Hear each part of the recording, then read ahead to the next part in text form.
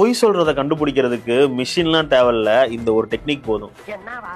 ஐசோபிராக்சிசம். இது ஹியூமன்ஸை மேனிபுலேட் பண்ணி உண்மையை மட்டுமே சொல்ல வைக்கிற ஒரு சைக்கலாஜிக்கல் டெக்னிக். இந்த டெக்னிக்கோட ரூல்ஸ் பிரகாரம் உங்ககிட்ட யாராச்சும் பொய் சொல்ற மாதிரி மட்டும் நீங்க ஃபீல் பண்றீங்கன்னா அவங்க சொன்ன விஷயத்தை அப்படியே ரீஃப்ரேம் பண்ணி பல விதத்துல கொஸ்டின் கேட்கணும். இதை கரெக்டா மட்டும் பண்ணிட்டீங்கன்னா அவங்களுக்கே தெரியாம அவங்க உண்மையை சொல்லிடுவாங்க. ஃபார் எக்ஸாம்பிள், உங்க ஃப்ரெண்டு கமிட் ஆயிட்டான்னு சொல்லிட்டு அவன் நடவடிக்கையிலேயே அப்பட்டமா தெரிஞ்சிடும். இருந்தாலும் நீங்க போய் என்ன மச்சான் கமிட் ஆயிட்ட போல 10 மணிக்கு மேல கால் பண்ணா பிஸின்னு வருதுன்னு கேட்டீங்கன்னு வைங்க, இல்லைன்னா சொல்லுவாங்க.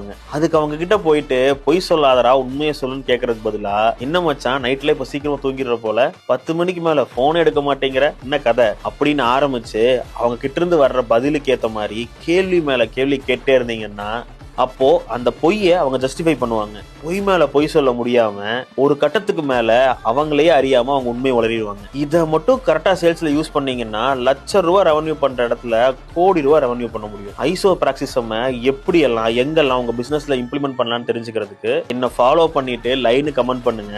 இதை சேல்ஸ்ல எப்படி எல்லாம் மாஸ்டர் பண்ணலாங்கிற அந்த கம்ப்ளீட் கைடை நானே உங்களுக்கு பர்சனலா டிஎம் பண்றேன்.